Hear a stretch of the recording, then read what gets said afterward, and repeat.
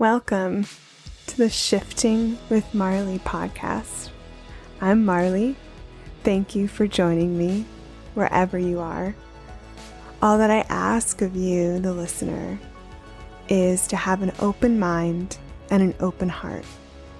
And in return, I offer you myself. I want to tell you how my perspective has changed over the years. I started to learn about the environment and sustainable energy in high school a little bit, and then dove in deep in college. And what my education really was learning how the world works and learning about all the problems in the world. And that was really tough for me. I'm a pretty sensitive person, and I would often leave classes or lectures really depressed, really upset, just really heavy, really sad about the state of the world. And that went on for years. And I really enjoyed what I was learning. Let me tell you that again. I really enjoyed it. But it was tough to learn about all the things wrong, to really dive deep into climate change and all the facets of that, and all about pollution and contamination and, how important the natural world is, but then all the ways that humans are fucking it up, for lack of a better term. And so basically, I started out for up until just a couple of years ago, very pessimistic and not super hopeful. So I took all this time and went to grad school to learn more about environmental science. And I took all this time dedicated to my education, learning about all the problems in the world. And it made me it felt like a heavy weight on my shoulders.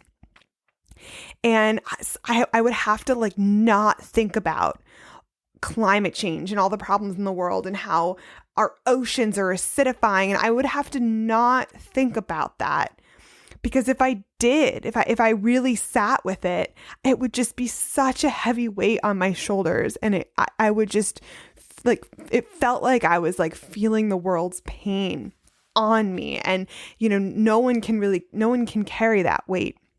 No one person can carry that weight. And because of that, I was pessimistic. I was angry at people for causing all of these problems for a really long time. I was angry at people. That's what it comes down to, because people caused all of these problems.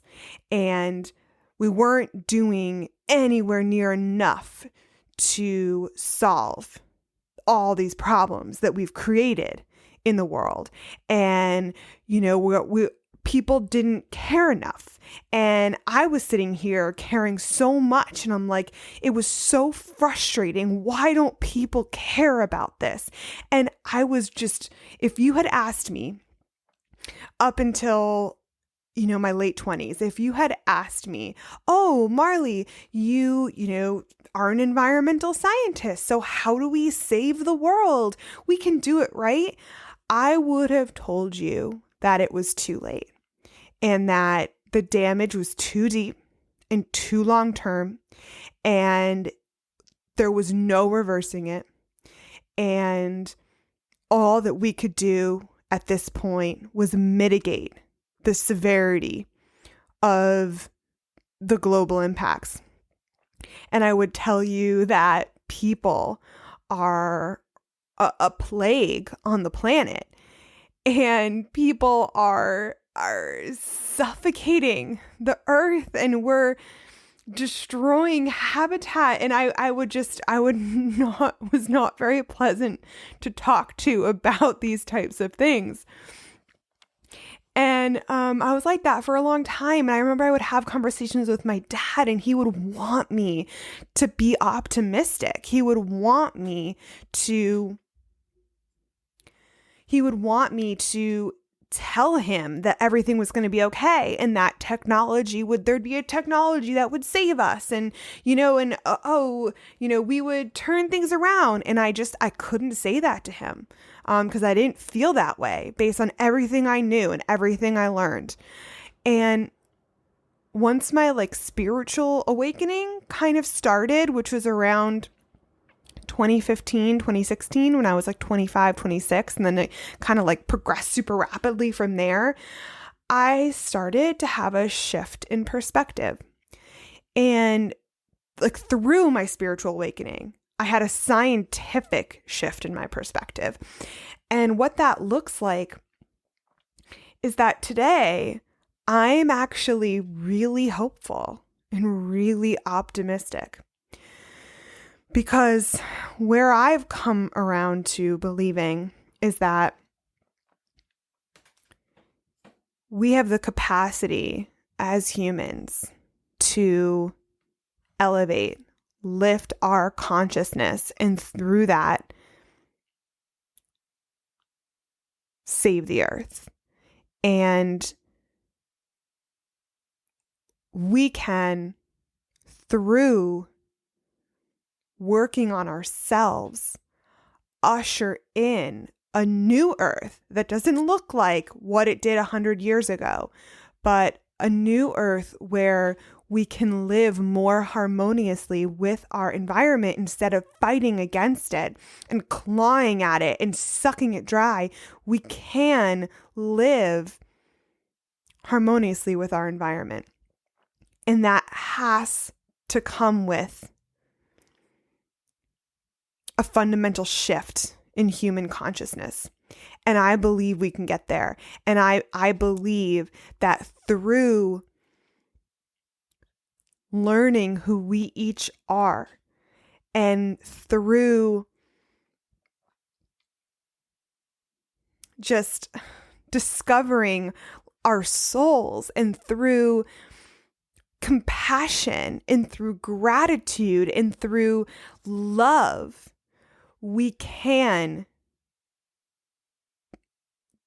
get on a new path. We can save the earth. We can deal with climate change. We can do all of these things. And I've just come to that it has to be in line with what I'm broadly calling spirituality. It can't be just a scientific solution. And that is where I've come to. The solution to the world's problems, science is part of it. Technology is part of it.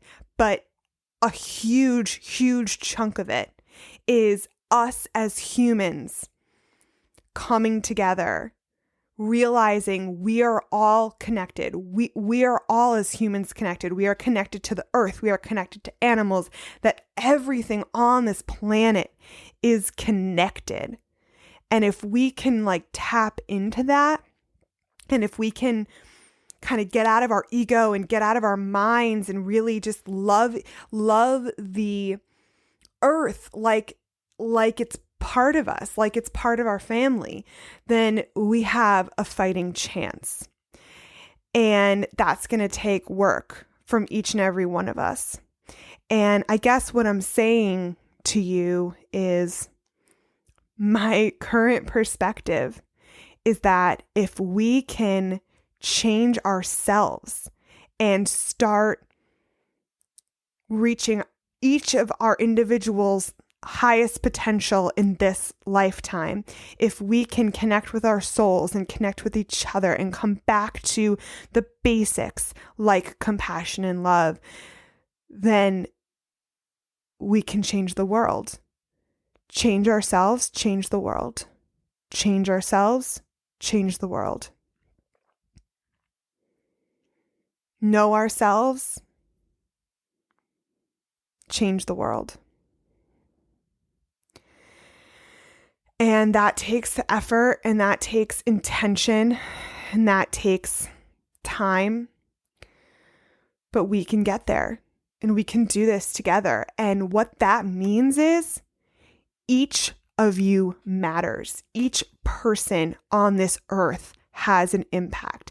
And I think that's something that's lost in the current mainstream discussion of climate change and environmental problems and injustices in the world and all of these problems. What gets lost is the individual impact we all have. And where I'm at today is that one person can change the world. I can give you countless examples of people, of one person that has changed the world. Look at Greta Thunberg. She is one individual that with a pure heart and pure intentions has changed the world. Martin Luther King Jr. There's so many examples, and they are each of us, and each of us are them. And every single day you wake up, you have an impact on your environment. You walk outside, you have an impact. You smile at someone, on a random stranger on the street, that has a ripple effect. And we can never know the true magnitude of each of our impacts. But what I'm here to tell you is that you matter, and your decisions matter, and your choices matter, and the way that you live your life matters, and the way that you feel and the way that you show up in the world matters. And if we can, each of us, show up in the world more connected to ourselves and more connected to our energies, and if we can show up in the world vibrating a little higher and really elevated and just free of the mind and free of our fears, even a little bit, a fraction more than we are now, then we have a chance. And we cannot waste it.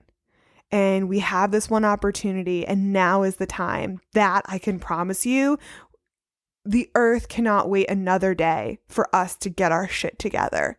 It is time for all of us to do the work, to dive in, to sit with ourselves, to sit with the environment, to sit with a tree. I don't know. It is time to really change. And through our own individual consciousness, we can together